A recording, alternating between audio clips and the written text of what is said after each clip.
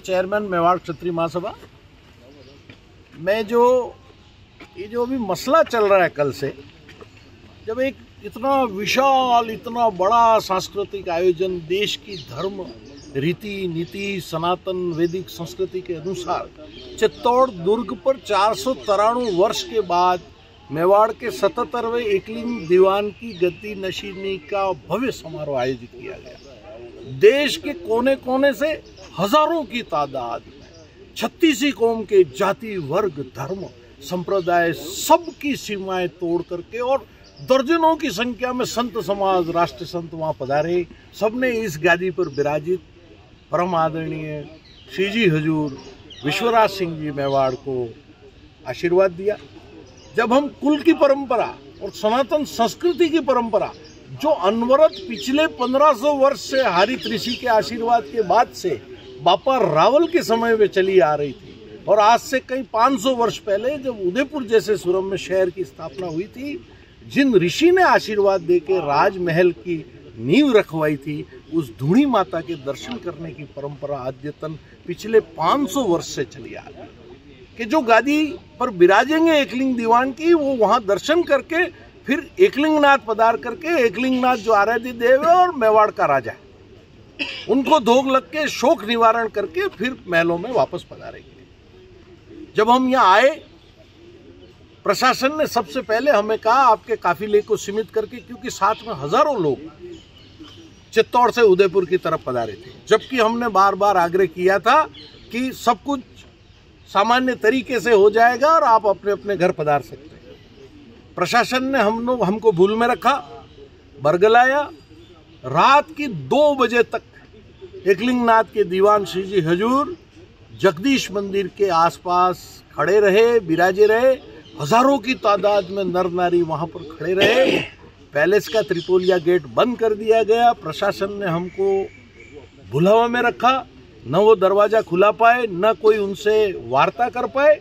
और वहाँ जो लोग बैठे हैं, मुझे नहीं पता कौन लोग हैं, किस तरह के लोग हैं, किनका कब्जा वहाँ होना चाहिए नहीं होना चाहिए। हमको दर्शनों से वंचित किया गया और 145 की कार्रवाई करके नोटिस चस्पा किया। अगर प्रशासन मुस्तैद होता तो ये दिन में 12 बजे इस 145 की धारा को लागू करके और अपने कब्जे में प्रशासन लेकर के 10 मिनट 10 व्यक्तियों को साथ ले जाकर दर्शन करा के आगे की हमारी सांस्कृतिक रीति को पूरा कर सकता है। सर, कहीं ना कहीं आप प्रशासन की इसमें नाकामी मान रहे हैं?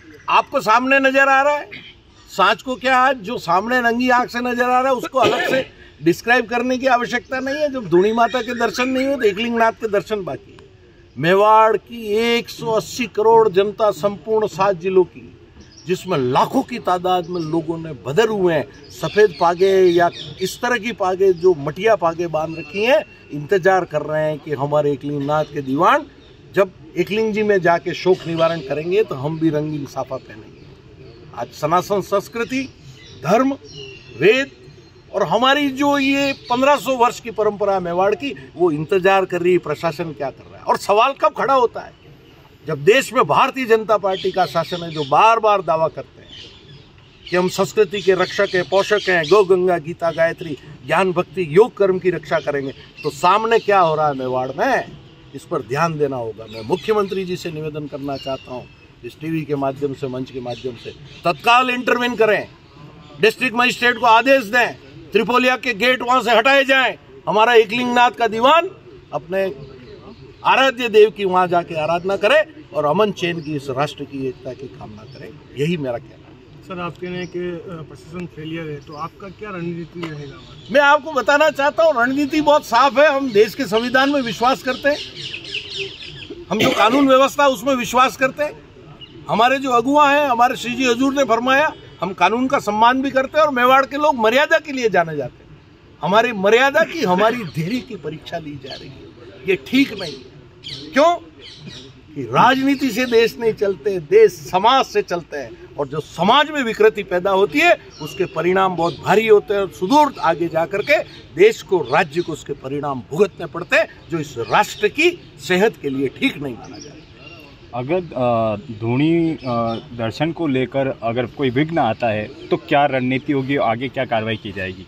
हम आपके सामने खड़े, संपूर्ण मेवाड़ की जनता, राजस्थान की जनता, देश की जनता सनातन संस्कृति को मानने वाले, वैदिक रीति को मानने वाले, गीता को मानने वाले इंतजार कर रहे हैं कि एकलिंगनाथ जो मेवाड़ का राजा है, उसकी दीवान की गादी पे 77वां वंशधर जो विराजित है, वो कब दर्शन करेगा, कब ये रीति पूरी होगी। रीति पूरी होने के बाद हमारी जो सामाजिक परंपरा, उनके निर्माण में जो बाधा आ रही है, राज्य सरकार के पाले में गया। राज्य सरकार का प्रतिनिधि डिस्ट्रिक्ट मजिस्ट्रेट होता है, वो निर्णय करे और निर्णय उनको कानून और विधान के अनुसार करना चाहिए। जिस पिता का पुत्र, जो पिता इस संपत्ति के वारिस हैं, वो कस्टोडियन थे, वहां जो लोग बैठे हुए, मुझे नहीं पता कौन लोग बैठे हुए हैं, उनके पुत्र को उनके घर में लोक देवता को पूजने के जाने के लिए रोकने का देश के किस कानून में, किस विधान में, किस किताब में लिखा हुआ है, हमें भी तो पढ़ाओ। मेवाड़ की 180 करोड़ जनता इंतजार कर रही है, उस किताब के कुछ कागज, कुछ पन्ने, कुछ धाराएं हमें भी तो बताओ। किस नियत से आप उनके पुत्र को उस राजमहल के उस परिसर में जाने से रोक रहे हैं, जहां पे धूणी माता 500 वर्ष से विराजित है? क्या देश के स्वाभिमान के साथ ये खिलवाड़ होगा? क्या मेवाड़ के स्वाभिमान के साथ ये खिलवाड़ करना चाहते? क्या आप हमारे धैर्य की परीक्षा लेना चाहते? क्या आप चाहते हैं मेवाड़ क्षत्रिय महासभा सड़कों पर उतर आए? हजारों की तादाद में मेवाड़ में जो विराजित संगठन है, जो धर्म की रक्षा के लिए बने हुए, राष्ट्र की रक्षा के लिए बने हुए, आज उद्वेलित है। उनके मन में पीड़ा है कि जब सनातन संस्कृति की रक्षा करने वाली सरकार देश में बैठी हुई, राज्य में बैठी हुई है, फिर ये अन्याय महाराणा प्रताप के वंशजों के साथ क्यों हो रहा है? जिसने देश आजाद हुआ था, इस देश में जो यज्ञ हुआ कि राष्ट्र को एक करना है, सीजी हजूर महाराणा भोपाल सिंह जी पहले व्यक्ति हैं जिन्होंने मेवाड़ को थाली में परोस करके पंडित नेहरू और सरदार पटेल को सुपुर्द किया। क्या उन भावनाओं की कदर करना हम नहीं जानते? हम नहीं जानते, फिर इसके परिणाम दूर